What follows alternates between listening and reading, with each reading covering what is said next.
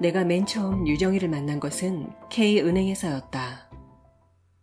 학원 교직원에게 지급할 봉급을 인출하기 위해 K은행에 들어선 때는 오후 2시가 조금 넘은 시각이었다. 한가한 시간을 골라왔다고 여겼는데도 은행 안에는 자리를 기다리는 사람들이 대부분의 소파를 차지하고 있었다. 나도 창구에서 받은 번호표의 숫자를 서너 번 입속으로 되뇌어 외며 자리를 찾아 앉았다. 앉으면서 별다른 이유 없이 주위를 둘러보았는데 내 시선이 닿자 급하게 얼굴을 돌리는 한 여자를 보고서야 문득 아, 내가 이 여자를 찾고 있었구나 하는 생각을 했다. 여느 때처럼 나는 은행에 들어서자 곧 객장 중앙에 놓여있는 탁자로 다가갔었다. 예금 인출 전표를 기재하기 위해 통장을 탁자 위에 펴놓고 볼펜을 집어들었는데 옆으로 다가선 여자의 시선이 계속 내 손에 붙박혀 있는 듯한 느낌이 들었다. 볼펜의 순서를 기다리는 것이려니 하면서도 그 시선이 성가시게 느껴져 손에 들고 있던 볼펜을 내밀며 그녀를 흘낏 쳐다보았다.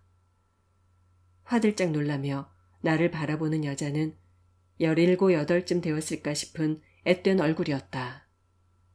그녀의 지나친 반응에 속으로 당황하면서도 나는 슬쩍 웃어주었다.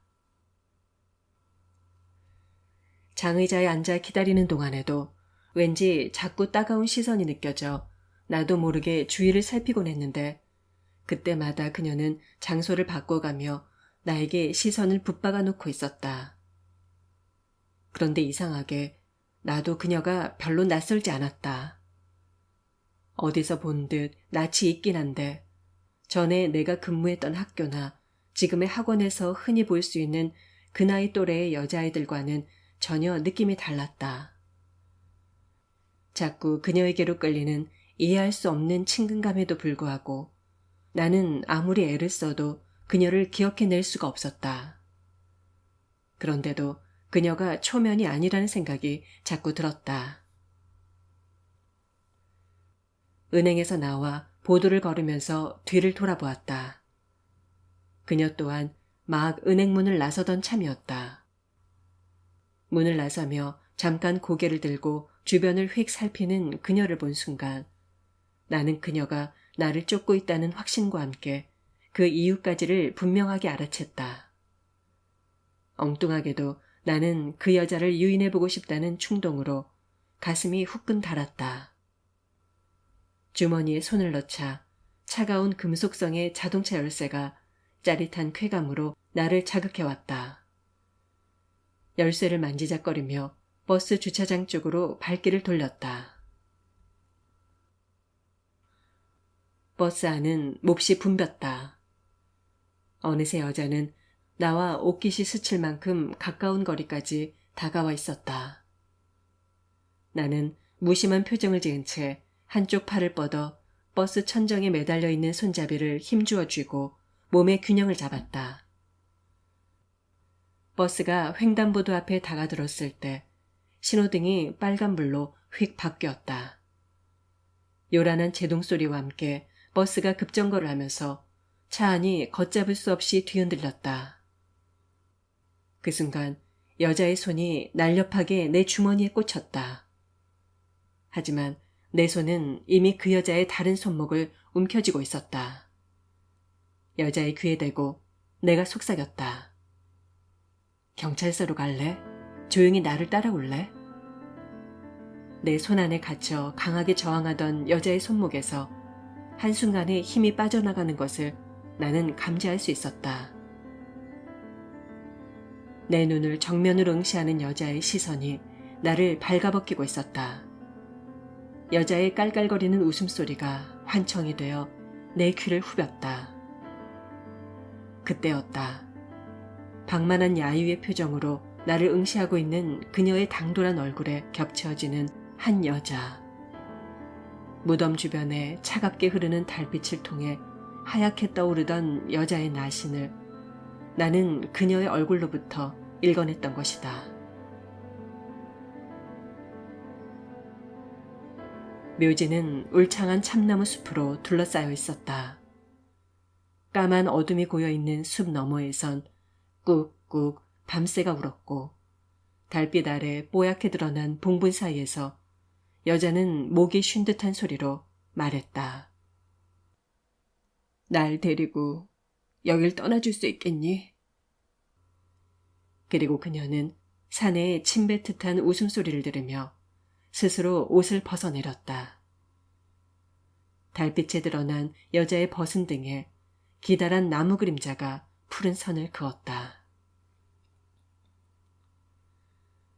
중학교를 졸업하고 상급학교 진학을 위해 고향을 떠난 이래 나는 거의 그 여자를 잊고 있었다. 1년에 서너 번 고향집에 갔을 때 한평 아재를 만나면 그를 통해서 그의 여자로만 잠깐씩 그 여자를 생각하곤 했었다. 그런데 20년을 훌쩍 뛰어넘어 도시의 복잡한 시내버스 안에서 내 주머니를 노리고 접근한 소녀를 통해 나는 그 여자를 그렇게 다시 만났다. 여름 장마가 끝나고 본격적인 더위가 시작될 무렵이면 읍을 비껴 흐르는 강변 자갈밭에는 서커스단 혹은 유랑극단의 천막이 번갈아 들어서고 강을 가로지르는 다리 난간에 메어놓은 장대 꼭대기에서는 종의 유창하고 현란한 영화 선전과 유행가 소리가 흘러넘쳤다. 다리를 건너 자전거 통학을 하던 우리 피중 고교 학생들은 낮부터 다리 밑에 모여 웅성거리며 알 수 없는 기대와 흥을 키우다가는 저녁 때가 다 되어서야 가랑이 밑에 낀 자전거를 신나게 몰아 집으로 달렸다. 천막 극단 소식은 삽시에 온 마을에 퍼졌고 작은 술렁거림 속에서 우리들의 밤 나들이는 은밀하게 준비되었다. 중학교 2학년 여름방학이 며칠 남지 않은 무더니도 덥던 날이었다. 땅거미가 어둑어둑 질 무렵 땀에 흠뻑 젖어 돌아온 나에게 부엌에서 저녁 준비를 하던 누이가 다가와 속삭이듯 물었다. 오늘 읍내 영화 들어왔다며? 제목이 뭐든? 누이의 상기된 얼굴을 보며 나는 문득 그 여자가 떠올랐다. 순영. 그 여자도 갈까? 순영이 이사오고 처음 들어온 영화였다. 검사와 여선생. 그렇지만 나는 왠지 누이에게 순영이도 가느냐고 물어볼 수가 없었다. 성아, 구경 갈겨? 딴에는 조심하느라 한껏 소리를 죽인 막내 여동생의 달든 말소리가 부엌 쪽에서 들려왔다. 아니, 안 가. 못 가. 엄니한테 혼나. 동생의 입을 틀어막는 누이의 다급한 목소리. 나보다 먼저 소식을 전한 건 아마 저 녀석일 것이다. 누이의 어설픈 거짓말에 속을 아이가 아니지.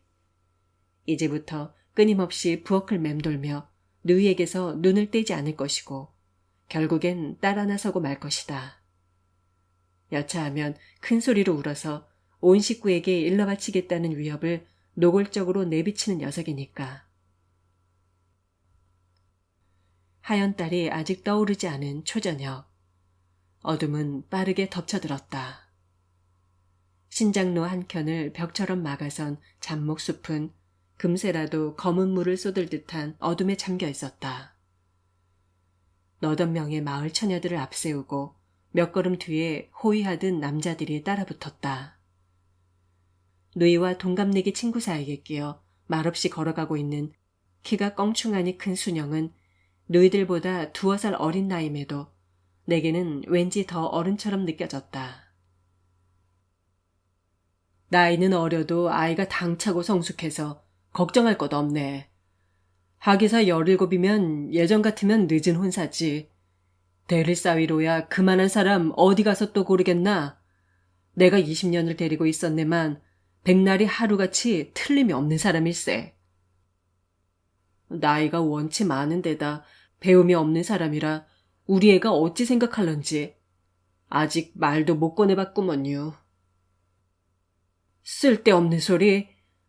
배움 있고 번듯한 총각이 뭐 때문에 남의 집 대리사회로 가겠나? 사람 하나 든실하면 그걸로 만족해야 하네. 아, 그래도 우리 순영인 중앙물을 먹은 애구먼유.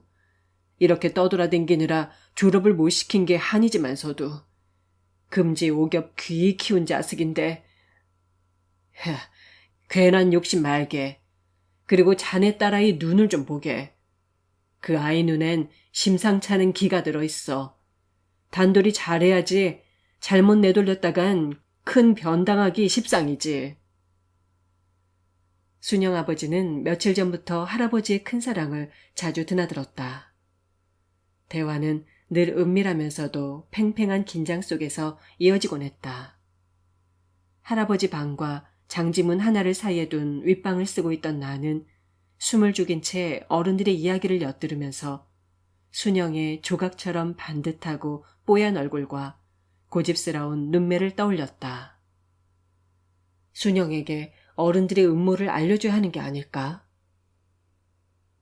나 혼자만 알고 있는 듯한 그 엄청난 비밀을 생각할 적마다 나는 가슴이 뜨겁게 달아올랐다. 순영이를 데리고 마을에서 도망치는 꿈을 꾸고 난 날에는 팬티에 끈적한 액체가 묻어있곤 했다. 누이들이 이야기를 하면 순영은 가끔 고개만 끄덕일 뿐 별로 말이 없었다. 성아, 순영이 한평 아재한테 시집와? 쉿, 그런 말 하는 거 아니여. 누구한테 들었냐? 밤에 엄마하고 아버지하고 말하는 거. 참말일까, 성? 녀석이 부엌 문 앞에 쪼그리고 앉아 쫑알거렸다. 한평 아재는 내가 태어나기도 전부터 우리 집에서 더부살이를 해온 사람이었다. 아버지가 늘 객지로 떠도는 우리 집에서 그는 세경 한 푼 받지 못한 채 힘든 일을 도맡아 해왔다. 한평 아재에 대해 할아버지는 근래 들어 부쩍 걱정이 많았다. 그의 나이가 어느새 30을 넘고 있었던 것이다. 그는 8살 때 북쪽에서 피난 오는 아버지 등에 업혀 우리 집으로 왔다고 했다. 한 달여나 피난살이를 하던 그의 아버지가 일거리를 찾아보겠다며 나가서는 다시 돌아오지 않았다. 머리 꼭지까지 집어올려 동여맨 말총머리를 달랑달랑 흔들며 누이 손에 매달려 쫓아가고 있는 동생을 보면서 문득 나는 순영도 벌써부터 자신의 일을 알고 있으리란 생각이 들었다. 다리 난간을 이용해 설치해 놓은 영사막과 강변 바닥에 깔아놓은 가마니 몇 짝이 고작일 뿐 출입을 통제할 수 있는 휘장조차 없는 가설극장에는 인파가 넘쳤다. 여자들은 가운데쯤 자리를 잡아앉고 우리는 뒤쪽 뚝밑자락에 엉덩이를 걸치고 앉았다. 10몇 년을 내리 국회의원 자리를 지키고 있는 안모 씨의 공적을 설명하는 장황한 연설에 이어 군청 공보실 직원의 선거 홍보 강연이 끝나고서도 30분이 넘는 시간을 영사기 설치에 소비하고 나서야 영화는 시작되었다. 공짜 영화를 보는데 그 정도 늦장은 각오하고 있었다는 듯 뚝 위쪽에서 가끔 들려오는 날카로운 휘파람과 간헐적인 야유가 고작일 뿐 대부분의 관객들은 느긋하게 잡담을 즐기며 시간을 보내고 있었다. 이제 막 퍼지기 시작하는 은색의 달빛을 받아 강물은 검은 진주처럼 반짝였다. 영화가 시작되면서 갑자기 조용해진 허공 위로 지직지직 잡음이 섞인 극중의 대화가 흘렀다. 부드러운 강바람으로 둥그렇게 배를 불린 화면이 일렁일적마다 그 속의 인물들도 이상한 모습으로 일그러지곤 했다. 절대로 해치지 않겠습니다. 겁내지 마세요. 억울한 누명을 쓰고 쫓기고 있습니다. 도와주세요. 한밤중 여자가 혼자 자고 있는 방에 험상궂게 생긴 남자가 뛰어들어와 숨겨줄 것을 호소하고 있다. 겁에 질린 여자. 밖에서 대문 두드리는 소리. 애원하는 남자. 황급히 남자를 이불 속에 누이고 옷을 벗는 여자. 뒤에서 휘파람 소리가 날아왔다. 다시 바람이 일고 화면 속의 여자 얼굴이 길게 느려졌다. 누이 옆에 있던 동생이 일어나 두릿두릿 주위를 살폈다.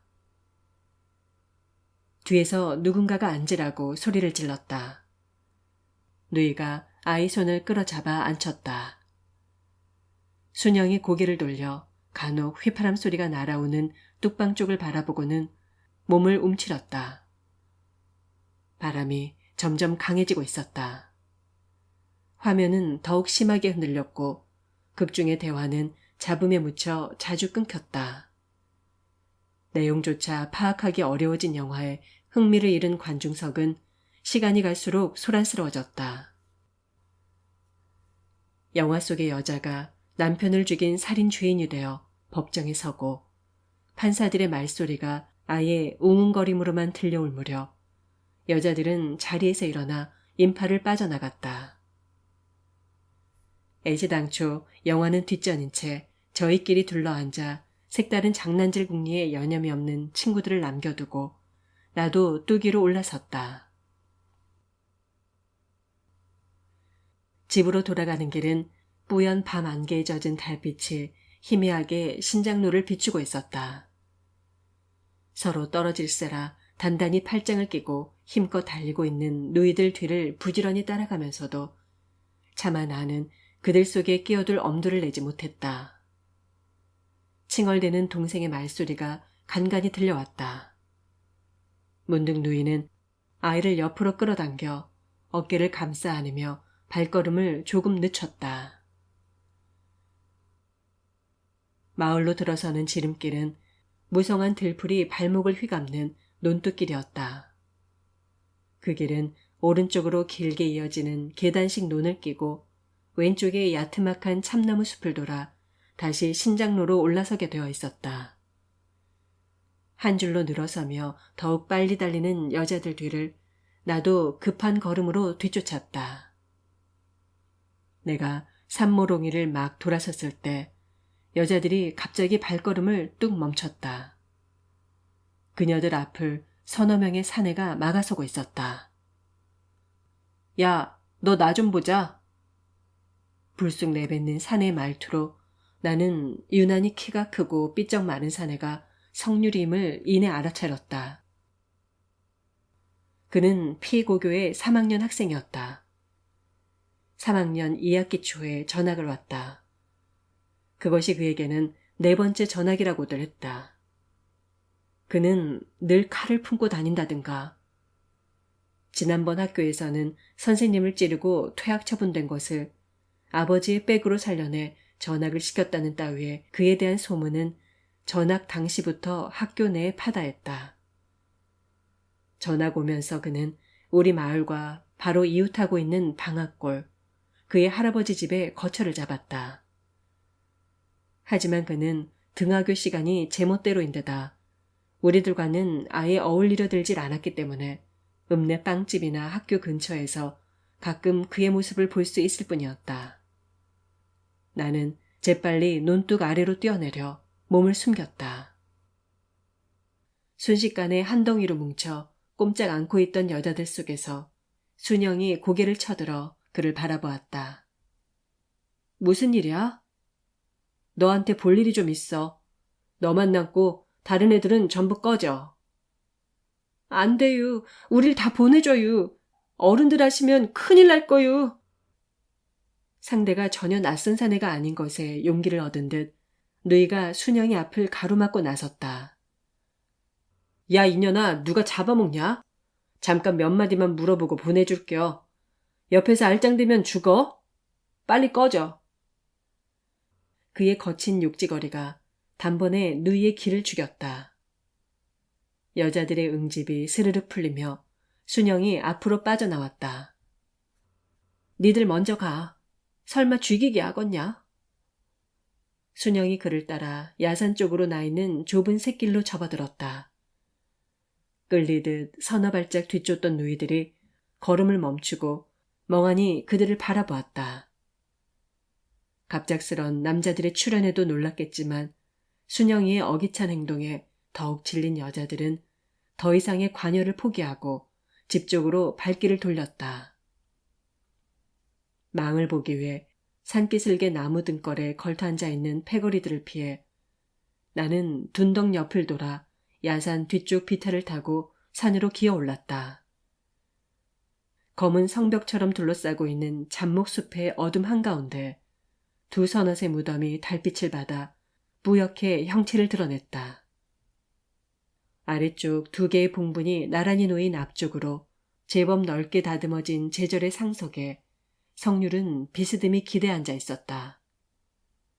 길다랗게 드리워진 참나무 그림자를 얼굴에 받고 있는 그의 모습이 마치 사자의 환영처럼 음울해 보였다. 너 웃기는 지지배구나. 내가 누군 줄 알고 여기까지 따라왔니? 알 만큼은 알아. 나도 너한테 부탁할 게 있어. 어쭈, 못 들어주겠다면? 그럼 넌 날 죽이기 전엔 나한테 아무 짓도 할 수 없을걸? 어쭈, 무서운데? 어쨌든 얘기나 들어보자. 여전히 빈정대는 말투였지만 성률의 목소리는 한결 기가 꺾여 있었다.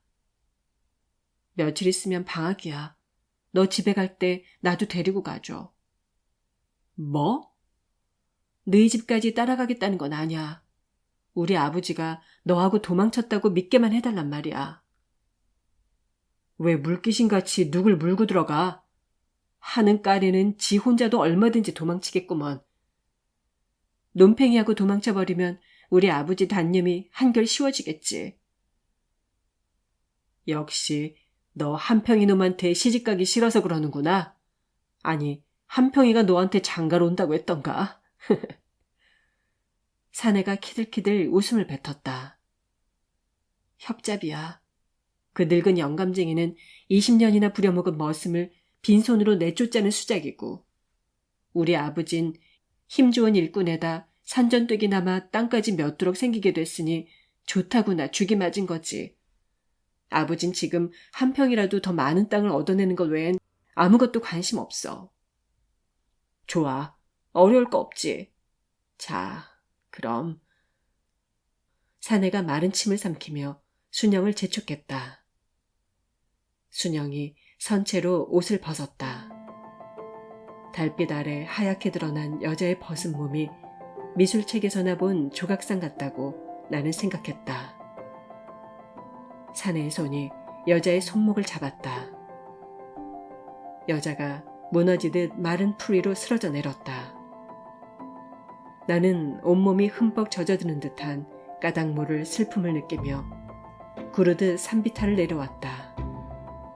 차가운 눈물이 두 볼을 타고 자르르 흘러내렸다. 주먹으로 볼을 훔치며 나는 애써 입을 찌그리고 소리를 끌어냈다. 씨발. 내가 유정일 다시 만난 건 그로부터 일주일이 지난 뒤였다. 11시부터 시작되는 내 강의 시간에나 맞추면 그만이란 생각으로 나는 평소보다 1시간쯤 늦게 출근을 했다. M학원 사무실에 막 들어서는데 전화벨이 요란스럽게 울렸다. 선생님 전화일 거예요. 벌써 3번째예요. 서묵의 미스김이 컴퓨터 모니터에서 눈을 떼지 않은 채 빠르게 말했다. 나는 감정이 전혀 드러나지 않는 그녀의 정확하고 빠른 말투를 접할 적마다 그 말소리가 혹 그녀가 열심히 두드려대고 있는 기계에서 흘러나오는 것이 아닌가 의심이 들곤 했다. 그리고 일사불란하게 돌아가는 학원 전체의 분위기와 함께 그녀의 건조한 음성에서 묘한 소외감을 느꼈다. 하긴 내가 학원에서 느끼는 소외감은 미스김의 말투의 원인이 있는 것만은 아니다. 늘 눈이 핑핑 돌아갈 만큼 바쁜 동료 교사들에 비해 나만이 지나치게 한가한 탓도 있으려니와 정규 학교에서의 오랜 근무에 익숙해 있던 내게는 학원 전체가 마치 정연한 명령어로 빽빽히 들어찬 거대한 컴퓨터처럼만 느껴졌다. 대학을 졸업한 이후로 줄곧 근무해오던 B 사립고에서 전교조 문제로 해직이 될 무렵 나는 국영수 위주의 단과만으로 시작한 M학원을 종합학원으로 확장하는 친구에게 부족한 자금을 지원해준 덕에 생물선생 자리를 맡아 일주일에 20시간 강의를 하고 있었다. 수화기를 집어들자 피곤기가 배어있는 남자 목소리가 내 이름을 확인한 후 김유정이라는 아가씨를 아느냐고 물었다.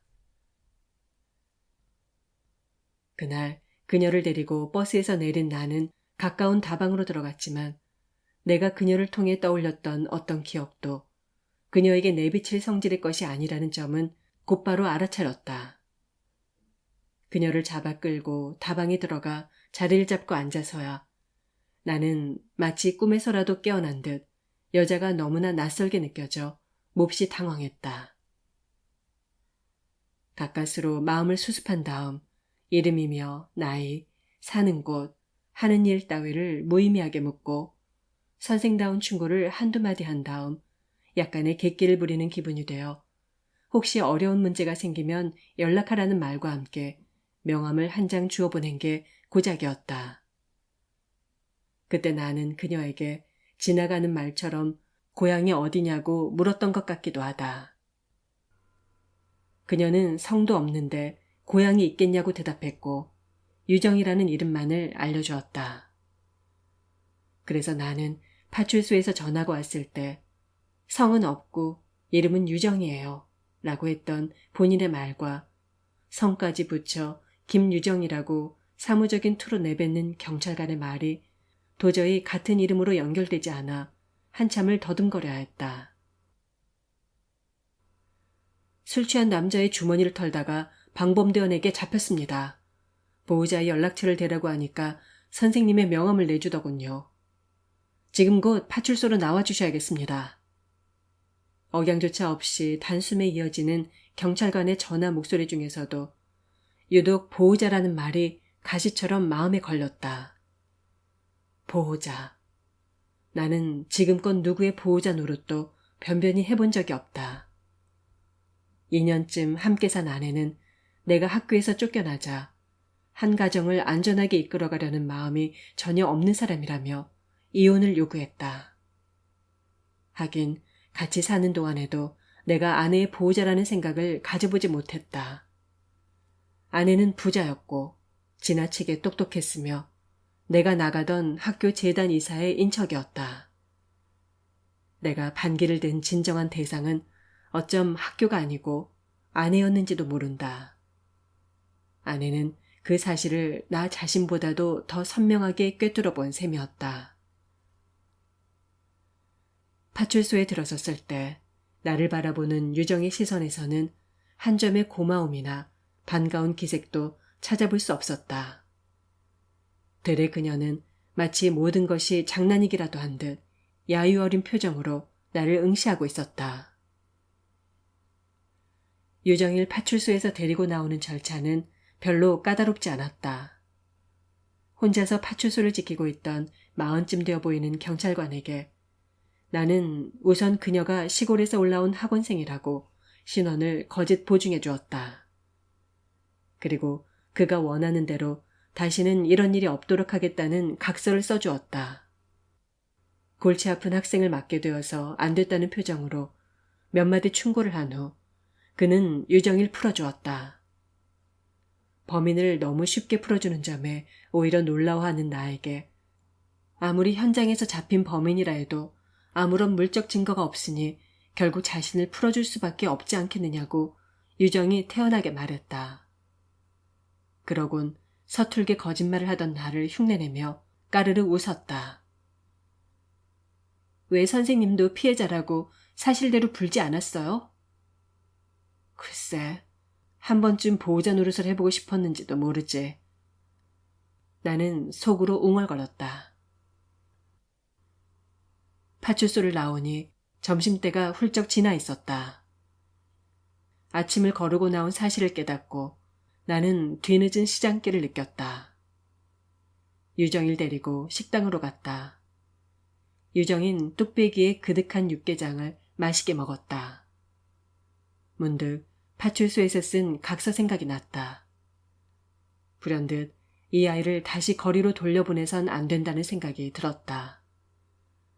나는 경찰관에게 거짓 증언을 하고 각서까지 써주면서도 유정일 데리고 나와서 어쩔 것인지 한 번도 구체적으로 생각해보지 않았다는 사실에 스스로 당황했다. 고향을 떠난 이후 2회 정도의 결혼 생활을 제외하고는 언제나 혼자였던 나는 자유로운 생활에 익숙해져 있었다. 이제 와서 내가 생면부지의 처녀애를 옆에다 두고 각별히 신경을 쓴다는 것은 생각하기도 싫은 일이었다. 더구나 이 아이는 보통의 여자애가 아니었다. 은행에서 그냥 따돌려버리지 않고 일을 이 지경으로 만든 자신에게 새삼 우라가 치밀었다. 20해도 더 지난 쾌쾌 묵은 기억에 매달려 이따위 골치 아픈 인연을 만들어내다니. 이제 어디로 갈 거야? 다소 딱딱한 말투로 내가 물었다. 집으로요. 지금까지의 태도로 보아 예외다 싶게 그녀의 대꾸에는 맥이 빠져 있었다. 집이 어딘데? 누구와 함께 살지? 아실 것 없어요. 오늘 일 고마웠어요. 오래 기억할게요. 이제는 선생님 뵐일 없겠죠? 벌써 잊었나? 내가 네 보호자라는 거. 다시는 네가 그런 일 않게 한다고 내가 각서를 썼어. 어떻게 보호할 건데요? 갈 곳이 마땅치 않으면 당분간 우리 집에 가 있는 게 어떨까? 얼결에 나온 말에 나 자신조차도 당황했지만 유정의 얼굴에 얼핏 스치는 신락 같은 기대가 나를 얽매워 왔다. 소매치기를 집안에 들이신다고요? 그녀가 자주 하듯 웃었다. 우선 우리 집에 있으면서 일자리를 알아보든가. 학교는 얼마나 다녔지? 중학교 3학년까지 다녔는데 집을 나오는 바람에 검정고시로 중학과정은 마쳤어요. 그럼 우리 학원 종합반에 등록하고 대입 검정고시 준비를 하지. 부담스러워 할 건 없어. 학원에도 집에도 유정이가 할 일은 많이 있을 테니까. 모든 일이 갑작스럽게 진행되었다. 그날로 나는 유정이를 내 아파트로 데려오고 만 것이다. 양쪽 구릉으로 대여섯 채씩의 오종종한 초가를 거느리고 펑퍼짐하게 누워있는 완만한 경사의 등성이는 마른 풀 속에서 이제 막 연녹색의 연한 새잎을 피어내고 있었다. 양지바른 동남쪽의 언덕배기에서는 너댓 명의 여자들이 제그르제그르 웃음소리를 굴리며 연하디 연한 혼잎 나무를 땄다. 나는 등 마루 위의 넓적바위에 몸을 기대고 앉아 반쯤은 눈을 감은 채 기분 좋을 만큼의 온기와 빛으로 등성이를 감싸고 있는 햇살을 한없이 바라보고 있었다. 눈부시게 쏟아지던 햇살이 집 표면으로부터 아름아름 피어오르는 수증기를 만나 자지러질 듯 매물 돌고 숲속에서는 찌르레기의 지절거림이 찌르륵 한가하게 들려왔다.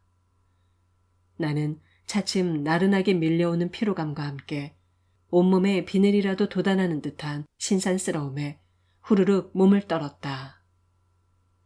오른편 등성이 아래의 밋밋한 경사지에는 아름드리 산 벚나무 한 그루가 키 작은 소나무나 찔레덩쿨, 돌참나무, 개암나무 같은 잡목들 속에서 유난히 우람한 덩치로 치솟아 있고 그 나뭇가지 사이로는 아직 정리가 덜 된 짐들이 여기저기 널려있는 수녕내 마당이 빤히 들여다 보였다.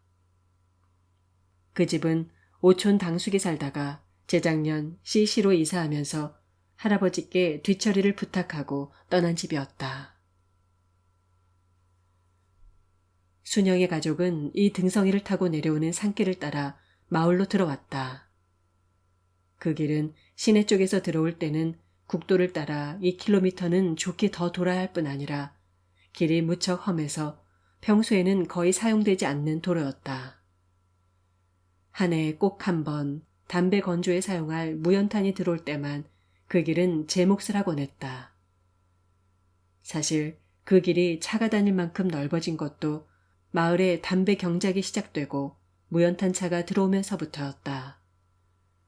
영월에서 제천, 충주를 거쳐 들어오는 무연탄 차는 2km나 돌아 마을로 들어오는 낭비를 피하기 위해 그 길을 사용하는 셈이었다. 5월 중순경 무연탄을 실은 연화문대의 자동차가 거친 자갈길을 털털거리며 드나들고 나면 온 길바닥은 시커먼 무연탄 가루로 뒤덮였고 비라도 올라치면 마을 앞개울은 온통 검은 물결로 바뀌어버리곤 했다. 순영 내에 이삿짐을 실은 트럭이 등성이 깊숙이 들어와 선 것은 하룻낮이 다 저문 해질녘이었다. 그때 나는 소나무의 낮은 가지를 후려 솔잎을 따먹는 흑염소를 우리로 몰아넣고 있었다.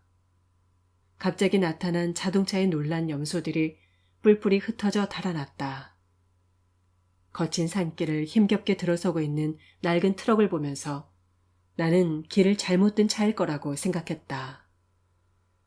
심하게 매연을 내뿜으며 몸체를 뒤흔들고 있는 자동차는 지친 노구처럼 힘겨워 보였다.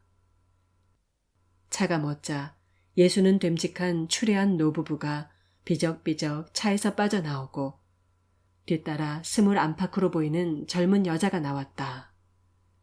거친 노동과 고달픈 사리에 시달린 흔적이 역력히 드러나는 노인들의 행색에 비해 젊은 여자의 모습은 어울리지 않을 만큼 단정하고 깔끔했다. 화장기 없는 맑은 피부나 뒤로 묶어 따내린 머리 모양새에는 아직 소녀티가 배어 있는데 훤칠한 키하며 성숙한 몸매에서는 여성적인 아름다움이 풍겨나고 있었다. 노인이 내게 다가와 김 영감댁에 가서 저들의 도착 사실을 좀 전해달라고 말했다. 김 영감은 나의 할아버지를 이르는 일반적인 호칭이었다. 불이 나게 집으로 달려가면서 나는 알 수 없는 설레임으로 가슴이 두근거렸다.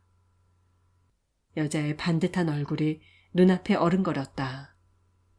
이삿짐은 마을 사람들의 도움으로 어둠이 덮이기 전에 집 안으로 옮겨졌다. 잠자리에서 나는 자신의 부모와도 이 마을과도 전혀 어울리지 않는 오만과 고집이 담겨있던 한 여자의 아름다운 얼굴을 떠올리며 뒤척여야만 했다. 유정이와의 생활은 곧 별 어려움 없이 익숙해졌다. 구석구석 자기가 할 일은 빈틈없이 차지하면서도 가능한 한 나에게 방해가 되지 않으려고 마음을 쓰고 있다는 것도 알 수 있었다. 유정인 M학원에도 등록을 해서 검정고시 준비를 하면서 학원의 잡일을 도맡아 했다.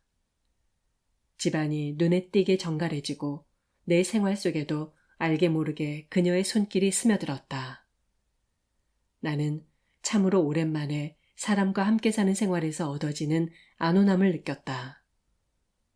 그것은 어쩌면 고향을 떠난 이후 처음 느끼는 편안함 같기도 했다.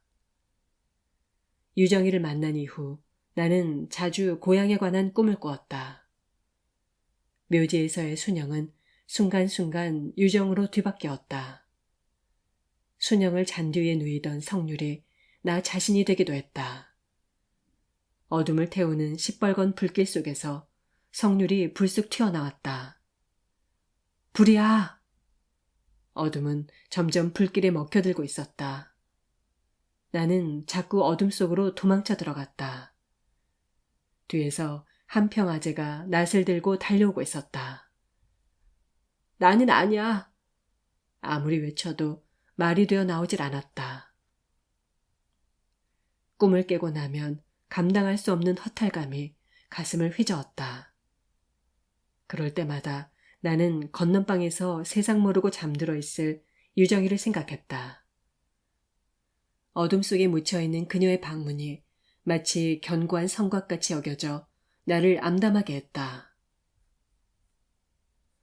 유정은 겉으로는 말할 수 없이 싹싹하게 구는 듯했지만 좀처럼 마음을 열지 않았다. 필요할 때 외에는 거의 말이 없었고 자신의 일과에 대해 묻는 걸 싫어했다. 학원에 가 있는 시간 외에도 꽤 많은 시간을 밖에서 보내면서도 그녀는 시치미를 뗀 채 입을 다물고 있었다. 시간이 지날수록 유정일 생각하는 나의 마음이 20해 전 순영을 바라보던 15살의 소년으로 돌아가고 있는 것만 같아 스스로 당황할 때가 많았다. 언제부턴가 유정의 학원 시간표와 등 하교 시간을 체크하고 아귀가 맞지 않은 시간에 대해 일일이 따지려 드는 나로 인해 어색한 말다툼이 일곤 했다. 처음에는 그녀가 이전의 생활을 계속하고 있는 게 아닌가 하는 걱정으로 주의를 주어야 한다는 정도였는데 갈수록 그동안 무심히 넘겨버린 문제들이 내 신경을 자극해왔던 것이다. 김유정이 요즘 수업을 빼먹는 날이 잦아요. 야간 수업을 마치고 나오는데 영어 선생이 지나가듯 말했다. 반에서 돈을 잃어버린 아이가 가끔 생겨서 골치가 아파요. 거기도 그래요? 우리 반에서도 어저께 한 아이가 학원비 가져온 걸 잃어버렸다고 야단이던데. 참, 요즘 아이들 못 말린다니까요. 직원회의 석상에서 선생들이 나누던 대화도 귓가에서 웅얼거렸다. 집 앞 골목으로 들어서면서 나는 유정이가 아직 들어오지 않았을지도 모른다는 생각을 했다. 그러나 그녀는 대문 앞 가로등 아래 서 있었다. 남자와 함께. 남자가 유정의 손을 잡고 웃으며 무엇인가 이야기를 하고 있었다. 건드리면 금세 쓰러지기라도 할 듯 힘이 없고 야위어 보이는 자그마한 남자였다. 남자를 올려다보는 유정의 표정에 따사로운 미소가 담겨 있었다. 유정이에게 저런 미소가 있었던가. 나는 더 이상 발걸음을 옮길 수가 없었다. 가슴으로 차가운 바람이 스치고 지나갔다. 그때 나는 그들을 비추고 있는 붉은 수은등 불빛에서 얼핏 보릿집 타는 냄새를 맡았다.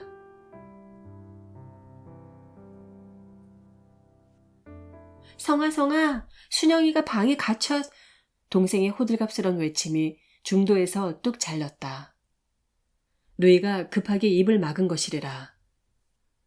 그렇게 부르지 말랬잖아. 조용히 차근차근 말해봐. 순영, 언니가 어젯밤에 성유리 놈하고 도망치다가 잡혔랴. 그래서 순영 언니 아버지가 방에다 가두고 자물쇠를 태웠랴. 저번날 밤에 순영 언니 붙잡아간 그놈이... 여름방학이 시작된 지 사흘째였다. 할아버지와 순영 아버지의 협상은 순조롭게 진행되어 애초에 한평아지 몫으로 정해졌던 도장골 다랭이 논 세마지기와 산전 한 떼기에 뒷밭 한 자락이 도지로 얹혀지고 마을 앞 논 열마지기를 어울리 농사주는 것으로 결말이 지어지는 듯했다. 순영 아버지의 능랄한 화술은 갈수록 진가를 드러내 한평아지의 가치가 그의 입에서 자유자재로 부풀려지기도 하고 축소되기도 했다. 농사일을 도맡아 오던 한평아재가 장가를 들어 나가게 되면 어차피 남의 손을 빌어야 지을 수 있는 농사이니 우리 땅을 잘 아는 한평아재에게 그것을 맡기는 건 할아버지에게도 별로 손해될 게 없었다. 결혼 날짜가 열흘 앞으로 잡혔다. 나는 갈수록 마음이 조급해져서 종일 순영의 집 주변을 맴돌았다. 순영인 결국 도망치고 말 것이다. 성유리 놈과. 그럴 수는 없다. 나는 순영이 성유리를 따라가긴 해서는 안 된다고 진지게 작정하고 있는 터였다. 내가 순영을 도망치게 해주리라. 터무니없는 의협심으로 가슴이 부풀어 올랐다. 결혼 날짜가 사흘 앞으로 다가오던 날 나는 자전거를 팔았다. 내게 돈이 될 만한 건 그것뿐이었다. 자전거는 타지에 나가 있는 아버지가 준 중학교 입학 선물이었다. 등하굣길에는 늘 내 발이 되어주었던 필수품이다.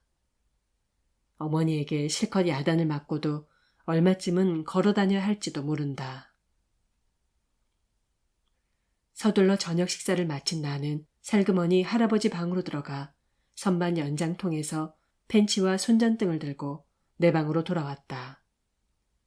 건전지를 미리 준비하지 못한 걸 불안해하면서 조심스럽게 스위치를 밀어 올렸다.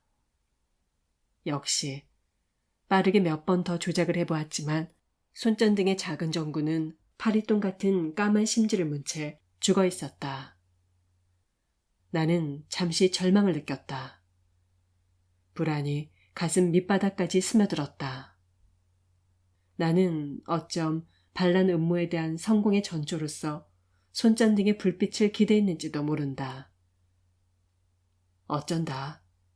부엌으로 들어가 부뚜막을 더듬었다. 네모진 성냥갑의 모서리가 손바닥에 닿았다. 성냥갑을 집어 주머니에 넣고 부엌을 나왔다. 먹물속 같은 어둠을 헤치며 나는 순영의 집 뒤 야산으로 스며들었다. 아카시아 숲으로 하늘이 가려졌던 야산은 순영이네가 이사를 하면서 나무를 모두 잘라내고 그 위쪽으로 돌담을 쌓아 뒤뜰을 넓혀 놓았다. 반토막으로 잘린 야산에는 나무 밑둥에서 돋은 아카시아 새순이 무성히 자라고 있었다. 참 지독한 사람 다 본다. 아무리 화전민으로 떠돌던 사람들이지만 어찌 땅 욕심이 그리도 많을꼬. 봄내 나무 뿌리를 캐내고 담을 헐어 집터를 넓히는 순영 아버지를 보고 할아버지는 혀를 찼다. 새로 넓힌 뒤뜰에는 보릿집이 산처럼 쌓여 있었다. 나는 돌담에 올라앉아 순영의 방을 바라보았다. 지붕 밑쪽으로 바짝 올려낸 들창에 희미한 불빛이 비쳤다. 저 들창에 고리를 빼고 문을 열어야 한다. 주머니에 손을 넣어 한 주먹 그득히 느껴지는 지전을 만져보았다. 자전거를 판 값에다가 그동안 모아두었던 용돈을 합친 것이다. 집에서 미리 준비해온 펜치를 들고 막 담을 넘어섰을 때 누군가 들창 앞으로 다가서는 사람이 있었다. 나는 재빨리 보릿집 더미 뒤로 몸을 숨겼다. 들창을 통해 비친 희미한 불빛에 드러난 산에는 성유리가 틀림없었다. 나는 온몸이 굳어오는 듯한 긴장을 느꼈다. 그는 서두르지 않고 침착하게 들창문에 박힌 못을 뽑았다. 들창문이 무겁게 들리며 순영의 얼굴이 나타났다. 서둘러. 그가 짧게 말했다. 순영의 얼굴이 다시 사라졌다. 나는 갑자기 가슴이 두방망이째를 치고 숨이 턱에까지 차올랐다. 다시 문이 열리며 큼지막한 가방이 먼저 밖으로 밀려나왔다. 안 돼. 속으로 나는 절규하듯 외쳤다. 주머니에서 성냥갑을 꺼내들고 주위를 살폈다. 돌담에 기대어 쌓아놓은 보릿집 더미는 잘 말라 있었다. 보릿집을 한 움큼 뽑아 불을 붙여 집더미 아래쪽에다 옮겨대 놓고 뒤로 돌아 훌쩍 담을 뛰어넘었다. 불길이 빠르게 위로 치솟으며 어둠을 삼켰다. 불이야! 불이야! 나는 목청껏 외쳐대기 시작했다.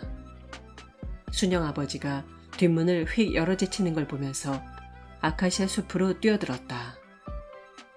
황급히 담을 넘는 성률의 모습이 불빛에 언뜻 드러났다가 이내 어둠 속으로 사라졌다. 학원에서 사고가 생겼다. 유정이 다른 학생의 가방을 뒤지다가 들켜버린 것이다. 그동안의 모든 도난 사고에 대한 책임이 유정에게로 돌아갔다. 나는 깊은 절망을 느꼈다.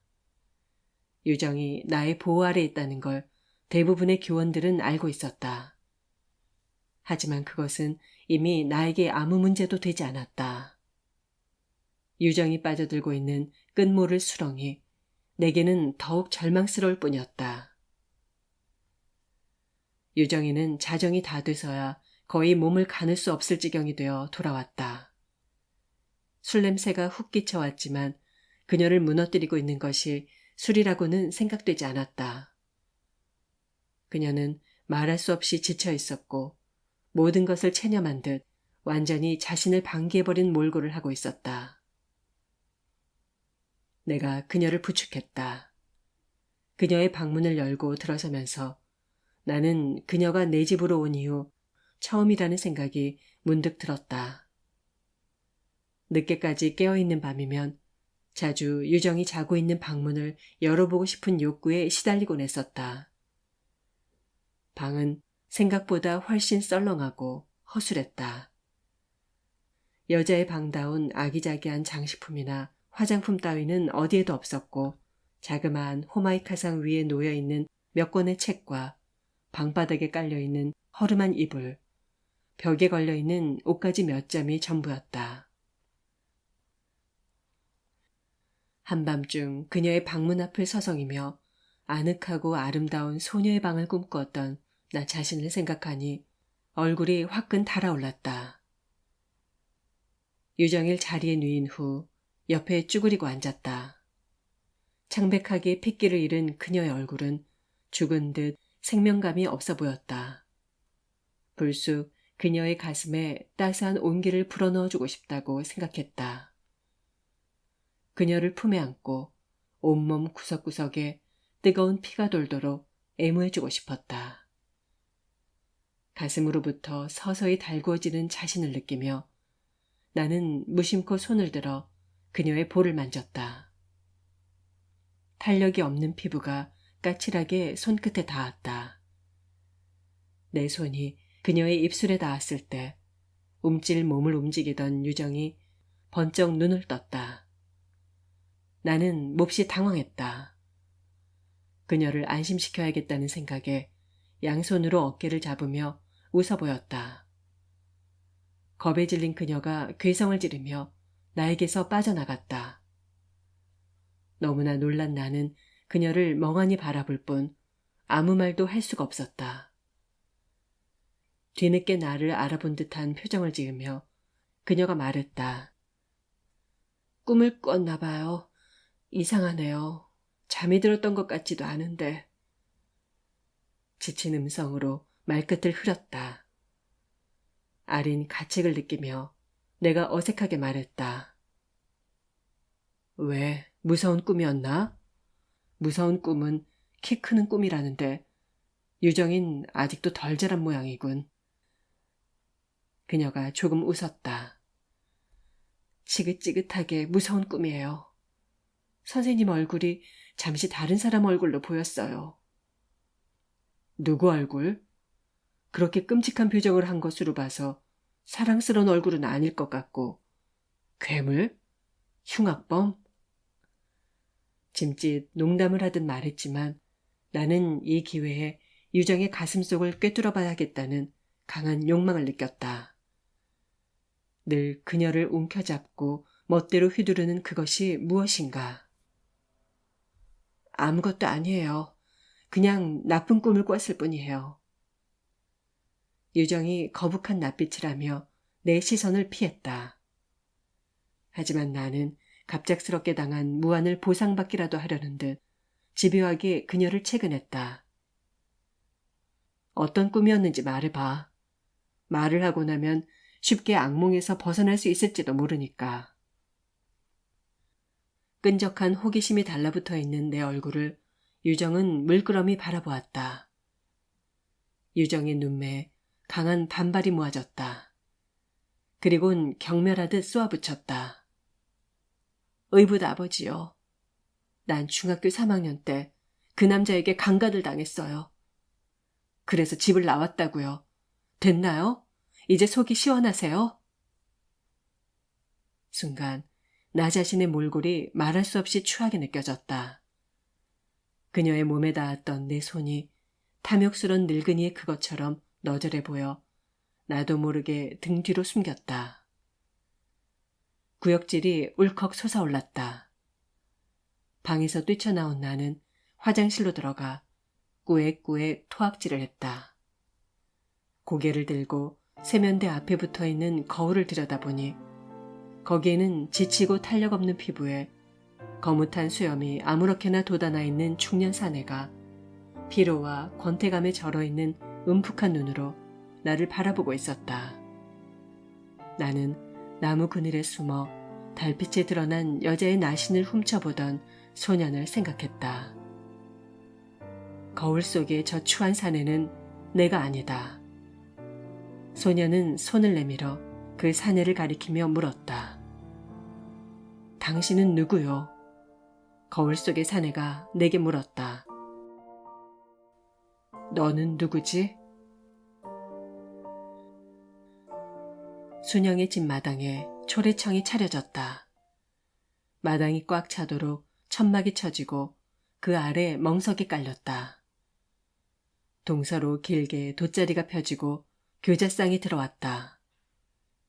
남쪽과 북쪽으로 8폭 병풍이 세워지고 교배상 위 한 쌍의 촛대에 불이 밝혀졌다. 서지 성말 사모관대를 한 신랑이 동편 교배상 머리에 와 섰다. 무도 부출 족두리 낭자에 화려한 예복을 차려입은 신부가 수모의 부축을 받으며 백포 위로 내려섰다. 머리를 틀어 올리고 족두리를 쓴 순영은 본래보다 10살은 더 나이가 들어 보였다. 진한 화장으로 인형처럼 그려놓은 그녀의 얼굴이 너무나 낯설게 느껴져 나는 불쑥 눈물이 날 것만 같았다.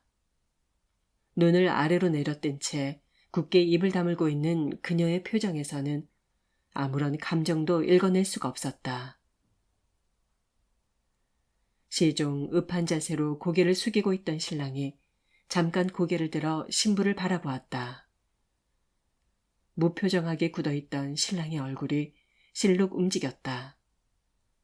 그리고는 눈에 띄지 않을 만큼 조금씩 일그러지는 그의 표정을 보면서 나는 왠지 한평아재가 울고 있다고 생각했다.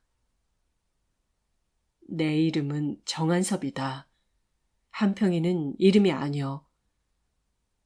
나까지도 한평아 한평아 하고 부르던 시절 그가 불쑥 말했었다.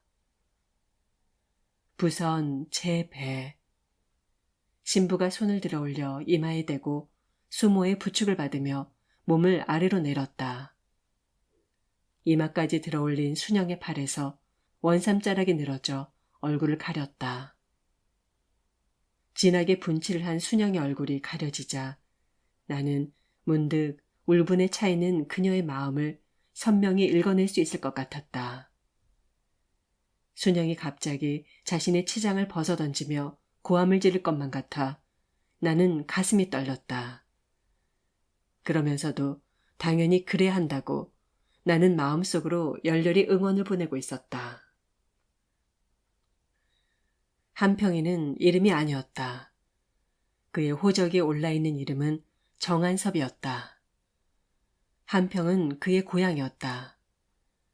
처음에 어른들이 한평아이, 한평아이 하던 것이 그냥 한평이가 되어버렸고 나까지도 10살이 넘도록 그를 한평이라고 불렀었다.